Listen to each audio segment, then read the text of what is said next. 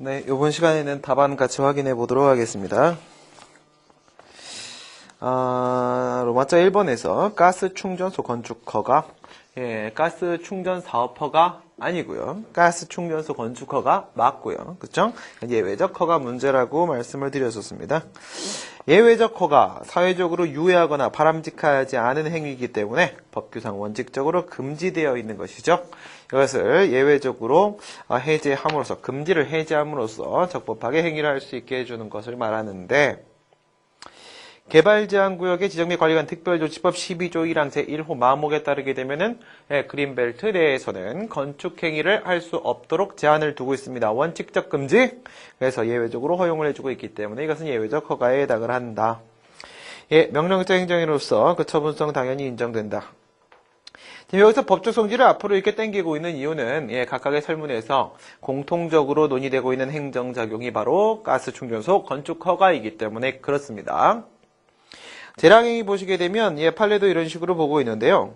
개발제한구역 안에서는, 그린벨트 안에서는 건축물의 건축 등의 행위가 원칙적으로 금지된다라고 하고 있죠. 판례도 역시 마찬가지고요. 그리고 나서 그와 같은 개발제한구역을 지정했던 목적에 위배되지 아니하는 경우에 예외적으로 허가한다고 했습니다. 예외적 허가라고 하고 있고요. 이러한 행위를 할 수 있게 되어 있음이 체제와 문헌상 무분명하고, 이러한 예외적 건축 허가는 예외적 허가라고 했습니다. 여기까지가 예외적 허가예요. 예외적인 건축 허가는 여기까지가 바로 개발제한구역 내에서의 건축 허가는 예외적 허가다라는 것이고, 그 뒤에 보게 되면은 예외적 허가 당연히 수익적이지. 그걸 내가 몰라? 그쵸? 수익적인 것이기 틀림없기 때문에 재량이다. 이런 말을 하고 있는데요. 여러분들이 뭐 이렇게까지는 생각 안 하셔도 됩니다. 뭐 뒤에 재량 행위와 자유 재량 행위를 뭐 또 구별을 하고, 판례는 기속 재량도 구별하고 이러는데, 이건 이제 현재 무의미해졌어요. 무의미해졌고, 그 다음에 여기서 이제 수익적인 것이기 때문에 재량 행위다. 이건 뭐죠? 여러분들 기속행위냐 재량행위냐 이런 거 구별할 때 판단 여지설, 뭐 요건 재량설, 효과 재량설 뭐 이런 것들 있지 않습니까? 과거의 구학설들. 효과 재량설이죠. 수익적 행정행위는 재량행위고 침익적 행정행위는 기속행위다 이런 식으로 보는 효과 재량설인데요. 수익적 행정행위인 경우도 기속행위인 경우가 있고 침익적 행정행위인 경우도 재량행위인 경우가 있기 때문에 효과 재량설은 맞지 않아요. 맞지 않은데 판례는 아직도 이런 식으로 봅니다. 그러니까 판례가 우리가 보는 거랑 똑같이 당해행위의 성질이나 헌법상 기본권 관련성 정도를 가지고 기속행위와 재량행위를 구별하기도 하지만 판례는 종종 이런 소리를 해요.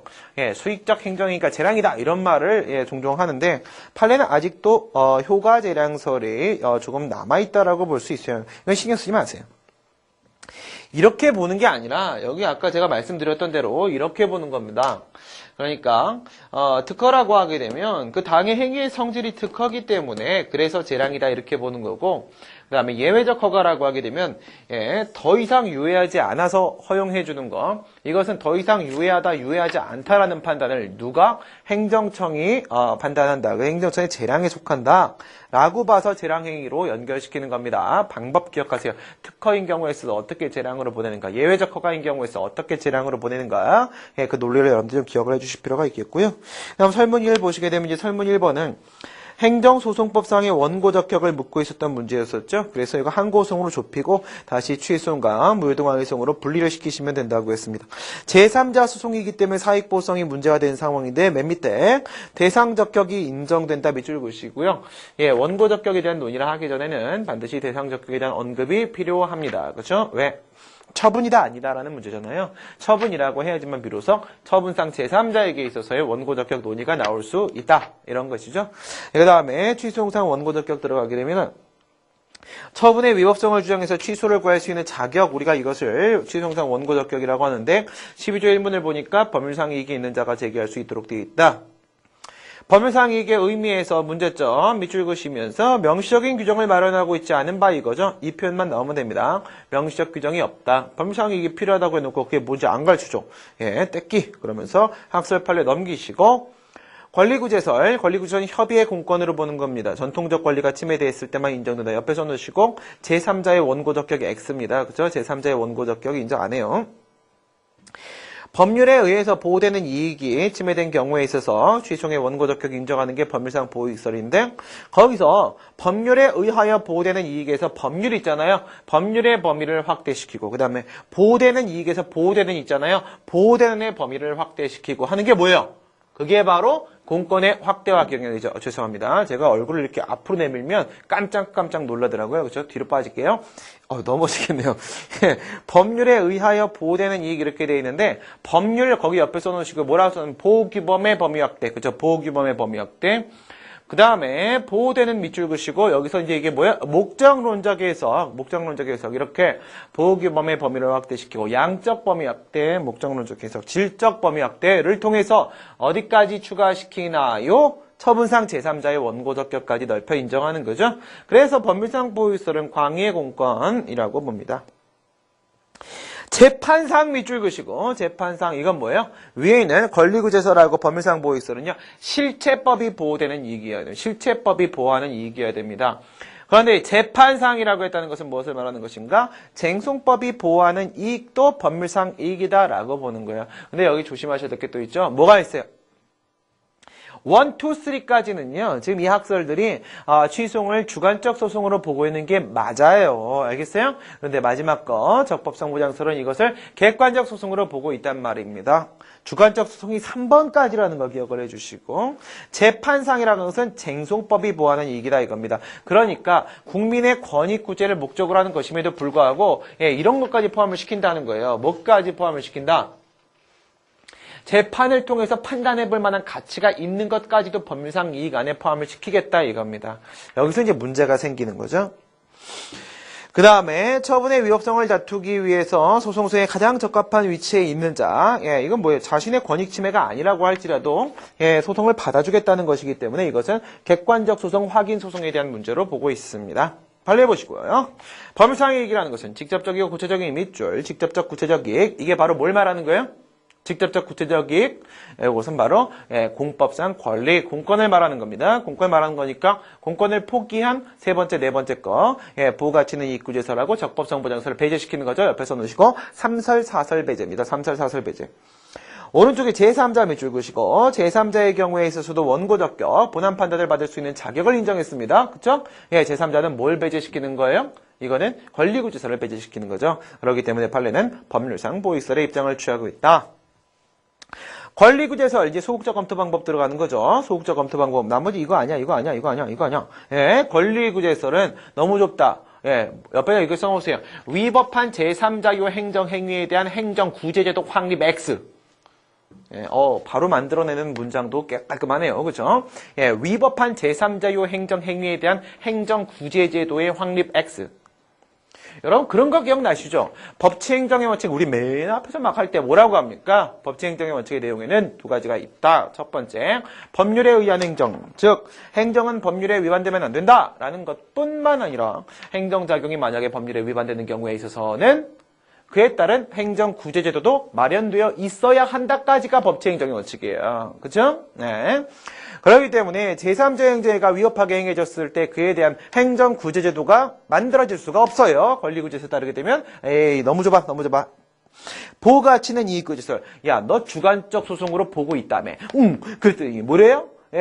법관이 쟁송법적 가치가 있어 라고 하게 되면 그건 주관적 소송이 아닐 가능성이 있잖아. 그렇지? 그렇다면 뭐예요? 얘가 법규를 창조하는 법을 실체법을 만드는 거와 똑같은 효과를 발생시킬 수도 있다. 넌 입법자가 아니야 이 친구야 이렇게 하는 거죠.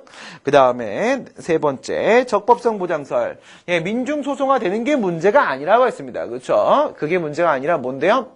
개와 소가 소송을 제기하게 되면 사람이 소송을 제기할 수 없는 현상이 발생할 수 있다 이거죠. 그렇죠? 그래서 개와 소와 똑같은 사람들이 소송을 제기하게 된다면 즉 자신의 권리 침해와 관계없는 소송까지 전부 다 받아주게 된다면 이거예요. 그렇게 되면은 정작 재판이 필요한 사람들이 재판을 받을 수 있는 재판 청구권 침해로 연결될 수도 있다. 따라서 법률상 보호이익설의 입장이 타당하다. 그 다음에 공권의 성립 요건 이건 뭐예요? 법률상 보호이익설을 따랐기 때문에 이제는 광의 공권으로 넘어갔습니다. 그렇다면 공권이 성립되면 법률상 이익이 인정되고 원고 적격이 인정되는데 그럼 공권 성립되나? 이렇게 보죠. 공권은 성립되나 이렇게 봤을 때 그렇다면 공권의 성립 요건 살펴보시면 되겠고 의무부가성, 사익보호성 들어가 주시면 됩니다. 여기서 의무부가성이라고 했을 때는 무하자 재량의사 처분권이 인정되기 때문에 누구에게 개인적 공권으로서 그렇다면 국가적 공의무로서 무하자 재량의사 의무가 인정될 수 있습니다. 이것도 역시 뭔데 일종의 의무부가이다. 따라서 의무부가성 패스. 특별히 문제 안 되고 제3자 소송이기 때문에 사익보호성 문제될 수 있다. 이쪽의 핵심 논점. 그 다음에 있잖아요. 이게 무슨 소송? 제3자 소송의 종류 몇 개? 경원자 소송, 경업자 소송, 경쟁자 소송, 인인 소송 4개. 그죠? 근데 여기서 경원자 소송의 경우에 있어서는요. 경원자 관계다 하면 끝. 이렇게 한단 말이에요. 아까 보셨죠? 그렇죠? 왜? 요거 네모 때문에 그렇다고 했어요. 그 네모 때문에. 예, 그렇기 때문에 여기서는 이제 특별히 공권의 확대화, 즉 보호규범의 범위를 확대시키고 목적론적 해석을 하고 이런 게 크게 중요하게 다뤄지진 않아요. 그러니까 이 부분은 여러분들이 어떻게 4페이지에 있는 내용은요. 여러분 뭐 잘 알고 있는 내용인데 요건 여러분들 확 줄여주셔도 됩니다. 알겠죠? 예, 이런 견해가 있는데 그냥 이렇다 이렇게만 딱 얘기해 주셔도 상관이 없어요. 공권과 반사적이 예, 이제 공권을 확대를 시키는데 종래의 반사적 이익으로 보던 것들을 공권으로 인정을 하고 그래서 원고적 개범의 범위를 점점 확대를 시키는데 보호규범의 범위 확대. 법률이 보호하는 이익, 그렇다면 그 이익을 보호하는 법률, 그 이익을 보호하는 법률은 보호규범. 그렇게 봤을 때 보호규범의 범위를 넓히면 법률의 범위를 넓히면 어떻게 돼? 법률상 이익의 범위가 같이 넓어지겠죠? 그거 말씀하시는 겁니다. 그래서 여기서 직접적 근거 법규, 직접적 근거 법규에 의해서 보호되는 이익만이 바로 법률상 이익이다라고 보는 거. 근거 법규설. 이거 주장한 사람 없어요. 그 다음에 관계법규에 의해서 보호되는 이익도 제가 이거 주장한 사람 없다고 했어요. 그렇죠? 그럼 이거 혹시 누가 주장하면 뭐라고 하면 돼요? 넌 사람이 아니야 이렇게 얘기하시면 됩니다. 그렇죠? 그럼 신경 쓰지 마세요. 관계법규에 의해서 보호되는 이익도 법률상 이익이다라고 했을 때 여긴 뭐가 포함돼요? 관계법규 이코로 관련법규 플러스 절차법규, 절차법규 플러스 관련법규입니다. 그 다음에 이제 헌법상 기본권 및 원리까지 포함시키는 헌법상 기본권 구로서 대법원 근거 법규 및 관련 법규 동그라미 관련 법규 포함시켰으니까 관계 법규설. 헌법재판소 경쟁의 자유 헌법상 기본권 포함시켰으니까 헌법상 기본권 구르설 검토. 국민의 권리 구제를 확대시키자는 차원에서 헌법상 기본권 구르설. 목적론적 해석 명시적으로 사익을 보호한다라는 규정이 따로 없다라고 할지라도 해석을 통해서 목적론적으로 사익보호성의 범위를 확대시킬 수 있다. 근데 여기서는 뭐 하는 거예요? 그 다음 게 중요한 거죠. 4페이지 처음부터 밑에 있는 양가로 6번까지는요, 여러분들이요, 확 줄여갖고 한 줄로 줄이세요. 무슨 말도 안 되는 소리냐, 그러게요. 한 5줄 정도까지 줄일 수는 있겠죠? 예, 줄일 수 있어요. 예, 이게 줄여달라는 분들이 많아갖고, 이게 저도 이렇게 뭐 여기저기 많이 줄여주는데, 줄여주다 보니까 줄이는 게 정말 힘들고 어려운 일이라는 것, 알게 되었어요. 예, 방금 전에 제가 제 카페에 들어가서 어떤 분이 써놓은 글을 봤는데, 이 길이에 이게 3배 분량입니다. 원래 이제 모범 답안이 3배 정도로 나와요. 네, 여러분 시험 보셨을 때. 이 3배 분량을 가지고 공부를 한 다음에 제가 이제 답안을 줄여드렸더니, 감탄하였다라는 표현을 쓰시더라고요. 그러면 저는 얼마나 힘들었겠습니까? 줄이는 게 얼마나 힘든지 저도 알았습니다. 여러분들 얼마나 힘드신지 알았는데, 하지만 못 줄일 건 없다라는 것도 알았습니다. 줄이세요, 5줄로. 경원자 소송 보도록 합니다. 그 글씨를 작게 줄이지 마세요. 경원자 소송이라는 것은 수인의 신청, 여기서 누구? AB, 그죠? AB의 신청을 받아서 일부에 대해서만 지금 B에 대해서는 인허가 등의 수익적 행정 처분을 하는 경우에 그 처분받지 못한 누구? A가 그 인허가 처분을 대상으로 제기하는 소송이 바로 경원자 소송. 이건 누구? 신기업자 플러스 신기업자 구도라고 했습니다. 경원자 관계, 일방에 대한 허가는 타방에 대한 불허가 귀결될 수밖에 없는 양립할 수 없는 배타적 상호관계. 이거 정의 나와야 돼. 이거 무조건 나와야 돼. 경원자 소송은 안 써도 돼. 그래도 경원자 관계는 써야 돼. 알겠어요? 이건 꼭 써야 돼. 그 다음에 판례 보도록 합니다. 판례에서 일방에 대한 허가 등의 처분이 타방에 대해서 불허가 되는 귀결될 수밖에 없는데 이게 뭐예요? 경원자 관계가 성립할 때. 이거예요. 경원자 관계가 성립할 때. 허가 등의 처분을 받지 못한 자는 지금 누구? A. 비록 경원자 누구? B에 대해서 이루어진 허가 등 처분의 상대방은 B. 아니라 하더라도 누구? A. 당해 처분의 취소를 가할 상세적 격이 있다. 원고적 격이 있다. 라고 했죠. 경원자 관계면 무조건 원고적 격이 있다고 했어요. 검토. 실적 의미에서 거부 처분이 있었던 거 이거 조심하시란 말이에요. 실질적 의미에 있어서 경원자 관계라고 한다면 거부처분이 있었던 걸로 볼 수 있다라고 했지 내가 거부처분의 상대방이어서 여기 원고적격이 인정된다고 한 적 없어요. 실질적 의미의 거부처분이 있었다고 볼 수 있다. 그러니까 이 안에 거부처분이 있다. 그러니까 이거의 상대방이 얘다. 이렇게 가야 된다라고 했습니다. 정말 조심해야 되는 부분이에요. 소개해 보도록 하겠습니다. 여기 잘못된 거 하나 있더라고요. 여기 논리상 경원자 관계가 아니라요. 법규상 경원자 관계로 바꿔주세요. 법규상 경원자 관계가 성립한다. 세 번째 줄에 따라서 원고적격 인정된다. 그 밑에 있잖아요. 나아가. 안 나가셔도 됩니다. 아시겠죠? 안 나가셔도 되는데 혹시 나가고 싶으신 분들 같은 경우에는요. 여기에 있는 개발제한과의 지정 및 관리에 관한 특별조치법 12조 1항 1홍 마목에 따라서 어디다 줄을 쳐놓으시냐면 밑에서부터 두 번째 줄. 한정된 개발, 사업자 1인, 한정된 개발에 대한 신청인 간의 경쟁의 자유를 보호하고, 여기 있잖아요. 보호, 여기까지. 한정된 개발에 대한 신청인 간의 경쟁의 자유 보호. 이 규정을 이런 식으로 해석을 할 수도 있단 말이에요. 이게 뭐예요? 이게 바로 목적론적 해석이에요. 이게 무슨 차이인지 느껴지시나요? 경원자 관계로 접근을 해서 원고적격을 인정시키는 게 일반적이에요. 근데 이거를 경원자 관계에 대한 문제로 안 가고 그냥 바로 목적론적 해석을 세게 치고 들어가서도 이렇게 원고적격을 인정시킬 수 있다고요. 그러니까 못할 건 없다는 걸 제가 한번 보여드린 건데요. 이제 다 지우세요. 아시겠죠? 밑에 두 번째 단락 지우세요. 이런 거 안 쓰셔도 충분히 점수 다 나옵니다. 그 다음에 두 번째 무효등 확인 수송 들어가셔야겠죠. 무효확인 수송 원고적격 무효확인을 구할 수 있는 자격 아까는요 취소를 구할 수 있는 자격 지금은 무효확인을 구할 수 있는 자격 35조 들어가십니다. 밑줄 확인을 구할 법률상 이익입니다. 확인을 구할 법률상 이익 확인을 구할 이것 때문에 그렇죠. 구할 구할 그래서 구할이니까 여기서 확인의 이익이 포함되냐 안 되냐 이런 문제가 생겨요. 법률상 이익의 의미 뭘로 보냐 아까 4개 지금은 2개 법률상 보이익을 보냐 즉시 확정 이익으로 보냐. 학설 보시고 첫 번째 취소 판결의 기속력을 준용하고 그 다음에 민사소송과는 달라 이렇게 되어 있습니다. 첫 번째 학설은 뭐라고 얘기하는 거예요 지금? 무효확인 수송은 취소용이랑 되게 비슷해. 근데 민사소송이랑 완전 달라. 이런 걸로 가는 거예요. 그래서 취소용이랑 비슷하다라고 했으니까 취소용이 법률상 보이익이라고 했으면 나도 법률상 보이익 이렇게 보내는 방법이에요. 두 번째, 즉시 확정 이익으로 보내는 건 뭐야?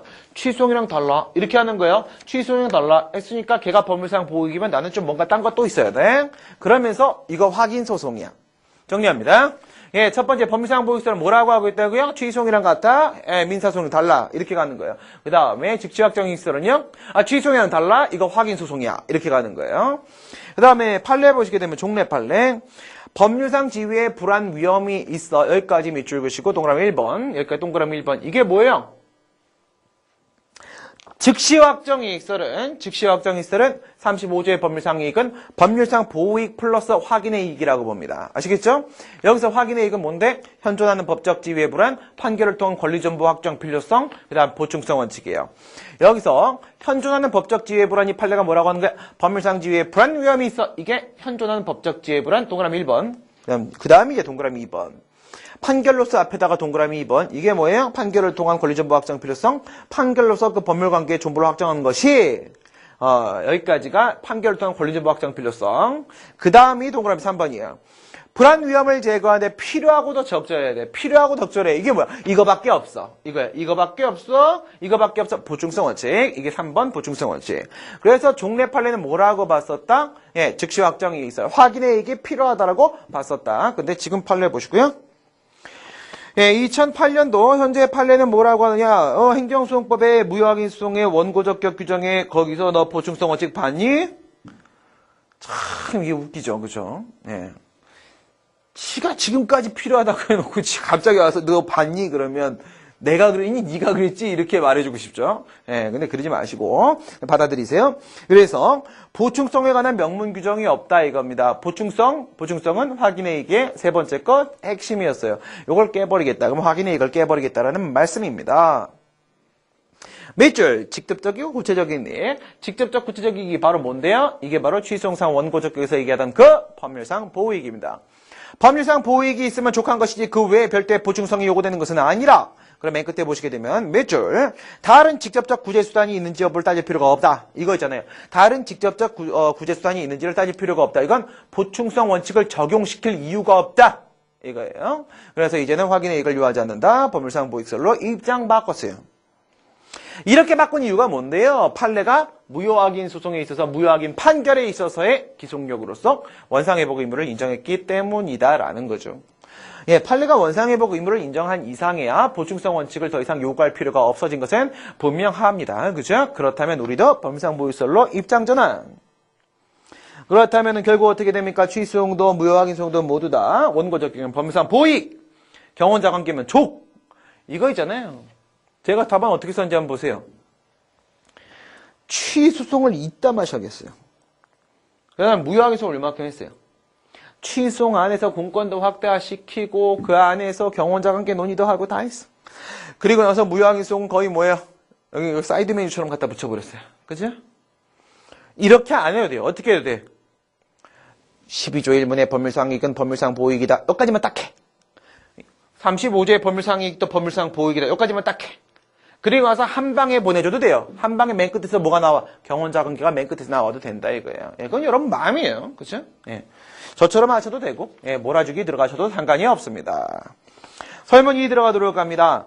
예, 지금 A가 이제 이 건축허가 처분에 대해서 취소 심판 청구를 했는데 청구 인용 재결이 나왔다라고 합니다. 그런데 뭐 한대요? B가 건축허가 처분의 상대방 B가 취소를 제기한대요. 뭐에 대해서? 재결에 대해서 취소를 제기한답니다. 재결에 대해 취소를 제기할 수 있을까요? 이건 바로 무슨 말? 원처분 중심주의 위반 여부에 대한 문제. 그죠? 예. 취소 심판의 인용 재결을 보도록 하겠습니다. 밑에 먼저 43조 3항 보도록 할게요. 행정심판법 또 오랜만에 나왔으니까 예, 행정심판법 43조에 뭐 있어요? 43조 1항. 1항이 뭔데요? 각하재결. 2항이 뭐예요? 기각재결. 이건 심판의 종류를 불문입니다. 3항 인용재결 취소심판 쪽, 4항 인용재결 무효등 확인심판 쪽, 5항도 인용재결 의무이행심판 쪽 1, 2, 3, 4, 5까지. 알겠죠? 지금 뭡니까? 인용재결입니다. 그럼 3, 4, 5. 3, 4, 5 중에서 취소심판입니다. 3. 그죠? 43조 3항입니다. 보세요. 위원회는 취소심판의 청구가 이유 있다라고 인정하게 되면 처분을 취소 또는 다른 처분으로 변경하거나 처분을 다른 처분으로 변경할 것을 피청구인에 명한다. 끊어볼까요? 본안 요건을 충족하는 경우에 있어서 동그라미 1번 처분을 취소, 동그라미 2번 다른 처분으로의 변경, 동그라미 3번 처분을 다른 처분으로 변경할 것을 피청구인에 명한다. 그래서 3개입니다. 3개. 뭐가 없어졌어요? 2010년도 1월 25일자의 행정심판법이 개정되기 전까지는 취소심판에 있어서의 인용재결의 형식은 4가지가 있었습니다. 첫 번째, 전부 취소재결, 변경재결, 여기까지가 형성재결, 그 다음에 취소명령재결, 그리고 변경명령재결, 여기까지가 뭐 이행재결, 이렇게 4개가 있었는데 뭐가 없어졌을까요? 취소 명령 재결이 없어졌죠. 여러분들이 그걸 알고 계신가 제가 한번 보려고. 어떻게 했을까요? 예, 잘못 써놨죠, 제가. 그래서 양가로 3번의 소결을 보시게 되면은 취소 재결 또는 취소 명령 재결의 형태가 되지 않을 것이다죠. 그게 뭐예요? 취소 명령 재결 지워버리세요. 아, 드디어 여러분들이 이것까지 느끼시기 시작하셨습니다. 아주 훌륭하십니다. 그래서 청구 인용 재결에 대해 취소를 제기할 수 있겠는가? 이건 뭐야? 취소 재결, 전부 취소 재결에 대해서 취소를 제기할 수 있겠는가? 누구? B. 그죠? 예, 그런데 행정소송법 19조 본문에 보니까 처분 등이 취소의 대상이라고 했습니다. 뭐가 포함되어 있어? 등. 그죠? 행정심판의 재결도 포함되어 있다. 그렇다면 재결도 원칙적으로 취소의 대상이 될 수 있어요? 밑줄. 원칙적으로 취소의 대상 밑줄 그시고. 예, 근거 규정 보시게 되면 이번엔 뭘로 들어갑니까? 원처분 중심주의 문제니까 19조 단서. 그죠? 19조 단서. 보세요. 다만, 단서네? 예, 그럼 앞에 본문이었겠네. 재결 취소의 경우에 있어는 지금 재결 취소 제기한다고 했습니다. 재결 자체 고유한 위법 밑줄, 예, 원처분 중심주의 끝났네요. 그렇죠? 원처분 중심주의. 재결 자체 고유한 위법이 있을 때 취소를 제기할 수 있다고 했습니다.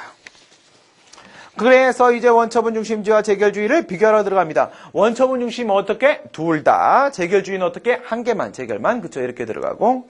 그 다음에 원처분 중심주의의 경우에 있어서 원처분의 하자는 원처분에 대한 취소성. 그쵸? 그 다음에 재결 자체에 고유한 하자는 재결에 대한 취소성.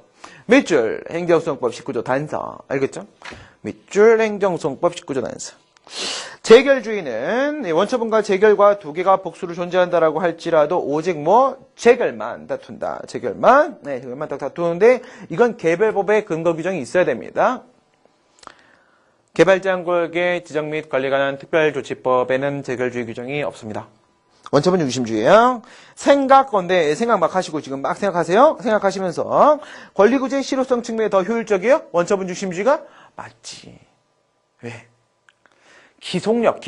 기속력을 만약에 원처분의 하자인데도 불구하고 재결에 다투게 되면 재결을 한 건 누구예요? 행정심판위원회잖아요. 그렇죠? 기속력이 누구한테 적용돼? 행정심판위원회한테 기속력이 적용되잖아요. 근데 그게 만약에 명령 재결이면 어떻게 해요? 그러면 행정심판위원회가 또 다시 명령해요. 그 다음에 다시 또 처분척이 또 움직여. 아이고 힘들어. 그죠? 우회적입니다. 우회적이기 때문에 재결 자체 고연하자면 뭐 어떻게 바로 할 수는 없어요. 어쨌든 행정심판위원회 거쳐가야 돼. 하지만 원처분에 하자면 그냥 원처분청에다가 딱 꽂아버리는 게 훨씬 더 빨리 권리구제를 시킬 수 있는 게 맞겠죠? 그렇죠? 그런 얘기고요.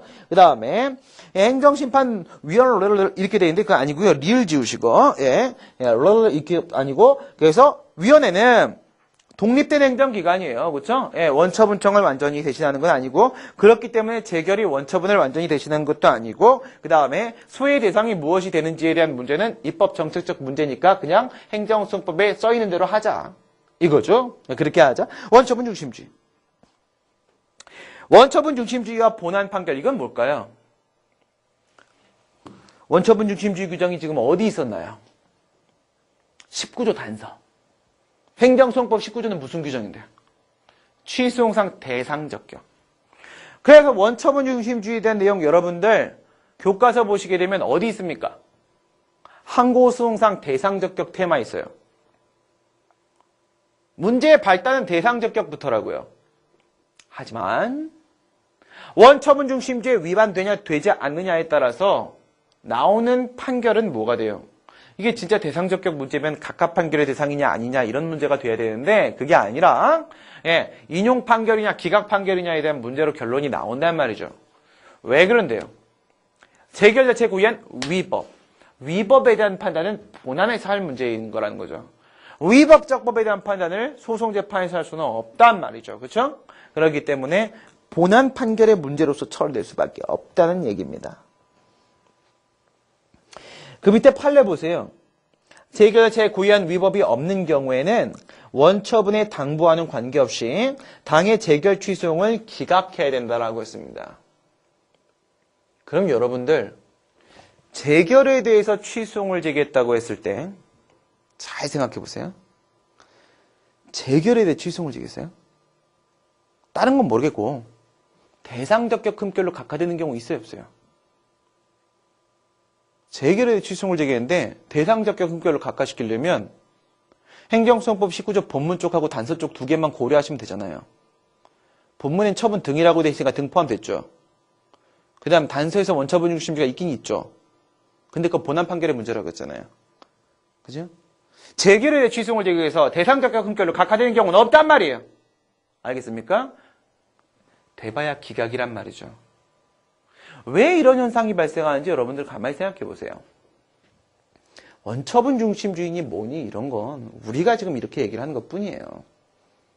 소송을 제기하면 법원은 뭘 본다고요? 재결이 위법하니까 재결을 취소해 주세요. 라고 이렇게 재결에 취소를 제기하잖아요. 그러면 법원 뭐만 봐요? 재결에 고유한 하자가 있냐 없냐만 봅니다. 알겠어요? 이걸로 한번 볼까요? 이걸로 한번 보세요. 재결에 고유한 하자가 있냐 없냐만 봅니다. 재결 취소용을 제기하면. 그런데 여기 딱 보니까 재결에 고유한이 없네? 이렇게 해서 기각한단 말이에요. 여긴 어때요? 만약에 여기서 위법성이 발생했다라고 하게 되면 어떻게 될까요? 재결에 고유한은 있는데 거기에 있는 하자가 아니네. 그러니까는 판례는 뭐를 보는 거예요? 판례는 여기를 보는 거예요. 재결에 취소용을 제기하면 여기를 보는 겁니다. 여기를 봤는데 여기는 아무것도 없단 말이지. 그 다음에 여기를 보는 거야. 여기를 봤는데 이 안에 위법성이 없으면 기각한단 말이에요. 무슨 말씀인지 아시겠죠?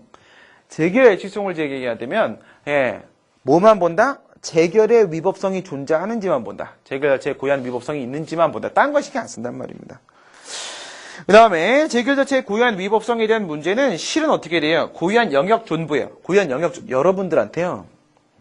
이 재결의 고유한 영역이 발생했니 안 했니 이거를 물어보지, 여러분들 재결의 고유한 영역이 발생했는데도 불구하고 다른 쪽에 위법성이 발생했니 안 했니 이런 거죠. 여기 위법성이 있는 거 아니니?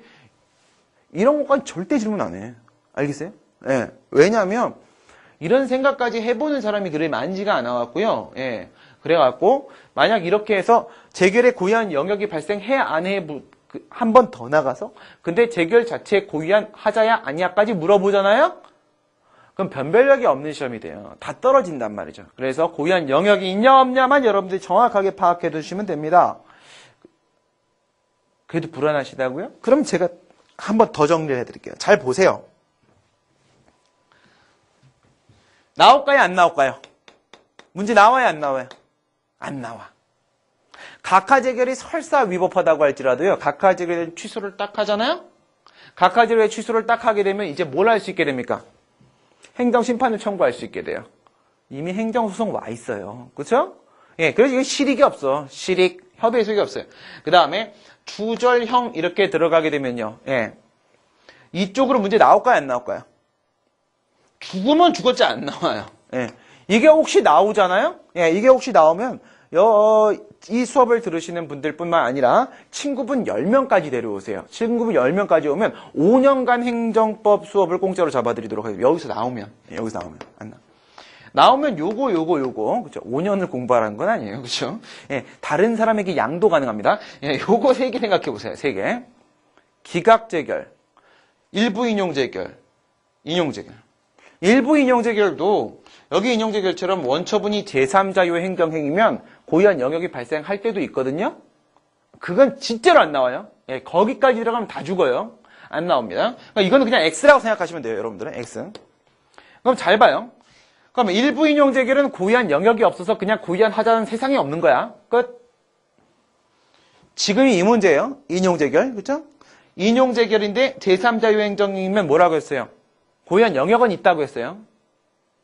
그러면 하자가 발생하는데 그 고유한 영역이 아닌 쪽에서 발생할 수 있는 가능성. 그러니까 이런 쪽에서 고유한 영역이 아닌 쪽에서 발생할 수 있는 가능성이 여기도 있어요? 없어요? 여긴 죽었다 깨나도 없어요. 왜 그럴까요? 여기는 심판 청구인과 원고가 불일치하기 때문에 그래요. 기각재결의 경우에 있어서는 심판 청구인하고 원고가 똑같아요. 그렇죠? 똑같기 때문에 여기서 위법성이 발생하는 경우 여기서 위법성이 발생. 아까 얘기한 대로 이런 거 파면 정직 이런 거 얘기할 때 여기서 위법성이 발생하는 경우 여기서 위법성이 발생하는 경우 이런 게 있다고요. 왜? 청구인과 원고가 똑같으니까. 하지만 예, 전부 인용 재결의 경우에 있어서는 방금 전에 심판 청구인이 누구였어요? A. 지금 원고 누구예요? B. 그렇기 때문에 예, 이 인용 재결 쪽에서는 고유한 영역이 있으면 그냥 거기서 위법성이 발생하는 거예요. 다른 데서 발생하지 않아요. 그러니까 여기서 제가 이쪽의 문제는 안 나온다고 한 거잖아요. 이쪽의 문제. 이거가 그나마 논의될 수 있는 것은 어디밖에 없어요? 이거밖에 없어요. 기각재결. 알겠습니까? 그리고 기각재결 쪽에서 추가적 불이익이 발생해야지 추가적 불이익, 추가된 만큼 고유한 영역이 발생한다고 했죠? 잘 되지 않아요. 그러니까 여러분, 한번 제가 질문해 볼게요. 정직 징계 처분이 나왔는데 재결도 파면 재결 나올 수 있어요, 없어요? 나올 수 있어요, 없어요? 그런 현상이 발생할 수 있어요, 없어요? 그것 봐요. 지금 대답을 못 하고 계시잖아요, 그렇죠? 예, 지금 컴퓨터 앞에서 가만히 멈췄잖아, 지금 그렇죠? 맞아요, 왜 그럴까요? 행정심판법 47조 2항에 따르게 되면요, 예, 추가적 불이익을 주지 못하도록 되어 있죠, 그렇죠? 예, 그 내용이 어디 있어요? 에이, 9페이지 가보세요. 9페이지. 기각재결 보시게 되면 기각재결에 대한 취소를 제기하는 경우에는 추가적 불이익 유무에 따라서 재결 자체의 고유한 영역 인정 여부가 달라진다 그러는데 불이익 변경 금지 원칙이라고 47조 2항 이게 있죠. 그럼 다시 물어볼게요. 추가적 불이익을 발생시키는 불이익 변경하는 재결을 할 수 있어요, 없어요? 법에서 하지 말란다고 안 하는 건 아니잖아요. 그죠? 할 수 있단 말이지. 할 수 있는데 하면 어떻게 돼? 여기 47조 2항에 위반돼서 위법. 그죠? 위법해지고 그 다음 추가된 만큼 어떻게 돼요? 추가된 만큼 추가된 만큼 고유한 영역이 발생하잖아요. 그죠? 네. 그렇게 발생할 수도 있는 거예요. 할 수도 있는 거. 그죠? 근데 이 불이익 변경 금지 원칙 이것 때문에 불이익 변경을 시키는 재결의 문제를 거의 내지 않는단 말이에요. 예, 무슨 상황인지 아시겠죠? 예, 그 다음에 위에 이제 주절형의 하자의 경우에 있어서는 당연히 고유한 영역이 인정되고 내용상 하자에서 기각재결은 추가적 불이익, 인용재결은 제3자유 행정행위냐 아니냐에 대한 문제, 일부 인용재결은 고유한 영역이 없다. 근데 지금 같은 경우에 어떻게 돼 있어요? 지금 같은 경우에는 예, 제3자유 행정행위란 말입니다. 행정심판위원회 인용재결이 주체 절차 형식상 하자에 따른 것이라면 재결 제 고유한 영역 인정했어. 아무 문제 없고. 이런 경우라고 한다면 지금 이게 각하 재결이에요? 잘 보세요. 여기 주절형 여기에 뭐 있어요? 인용재결 포함되어 있죠. 그리고 지금 여기 설문에 뭐라고 했어요? 인용재결이라고 했죠. 그러면 지금 인용재결과 관련돼서 재결의 위법성은 여기서의 얘네들, 여기의 상황 이거죠. 두 개 생각할 수 있는 거잖아요. 이쪽의 인용재결 상황이라고 한다면 하자가 여기서 발생하는 거라고 한다면 당연히 고유한 영역이 인정이 되고 여기라고 하더라도 지금 원처분이 제3자유 행정이기 때문에 고유한 영역이 인정이 되고 여기면 당연히 고유한 영역이 인정되고 여기라고 하더라도 지금 제3자유 행정이기 때문에 고유한 영역이 인정이 되고 그러니까 인정이 된다 이겁니다. 그냥 취소 제기할 수 있다 이겁니다. 그리고 인용재결 경우에서는 뭐가 없다고 했어요? 여기서 위법성 발생하는 일은 없다고. 왜? 청구인과 원고가 불일치하니까. 알겠죠? 그럼 제기할 수 있다. 이렇게 되는 거겠죠. 예, 지금까지 힘들었습니다. 예, 그 뭐 어렵지도 않은 문제가 안에 뭐가 많아. 그쵸? 뭐가 많아가지고. 하지만 옆에 이렇게 써놓으세요. 마지막 이제 끝내는 시점에서 1페이지 옆에다가 제3자유 행정행위 세트 메뉴, 그쵸, 세트 메뉴. 예, 부패라고 써놓으세요. 제3자유 행정행위 부패. 예. 예. 초밥 먹을 때 밥은 먹으면 안 됩니다. 그쵸? 네. 그래서 제3자유 행정이 세트 메뉴. 이거 풀면 이제 제3자유 행정과 관련된 문제는 거의 다 풀 수 있다고 생각하시면 되고요. 그 다음에 이제, 이걸 이제 풀어보신 다음에 여러분들이, 저 이제, 논점 강의 그 요약 자료 있지 않습니까? 거기서 제3자유 행정이 테마를 한번 확인해 보세요.